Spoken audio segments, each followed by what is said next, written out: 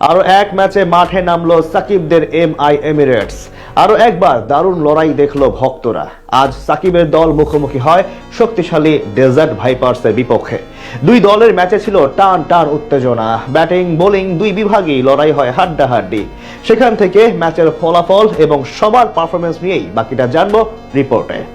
অবশেষে বল হাতে নিজের কক্ষপথে ফিরলেন সাকিব আল হাসান। টানা দুই ম্যাচে ব্যর্থ হওয়ার পর আজ দেখালেন নৈপুণ্য। শক্তিশালী ডেজার্ট ভাইপার্সের বিপক্ষে অসাধারণ বোলিং করে জানান দিলেন নিজের সামর্থ্যের। আগের দুই ম্যাচে উইকেট শূন্য সাকিব রান দিয়েছিলেন দুহাত ভরে, ব্যাট হাতেও দিতে পারেননি আস্থার প্রতিদান। তবে আজ যেন এমআই এমিরেটসের বিপক্ষে ঠিক নিজের চেনা ছন্দে ফিরে আসলেন এই অলরাউন্ডার। আজ দুবাই আন্তর্জাতিক ক্রিকেট স্টেডিয়ামে টস জিতে আগে বল করার সিদ্ধান্ত নেয় তার দল এমআই এমিরেটস। বিপরীতে ব্যাট করতে নেমে দারুণ শুরু করেন ডেজার্ট ভাইপার্সের দুই ওপেনার ম্যাক্স হোল্ডার এবং ফখর জামান। বিশেষ করে এমআই এর বোলারদের বিপক্ষে আগ্রাসী মেজাজে ব্যাট চালাতে থাকেন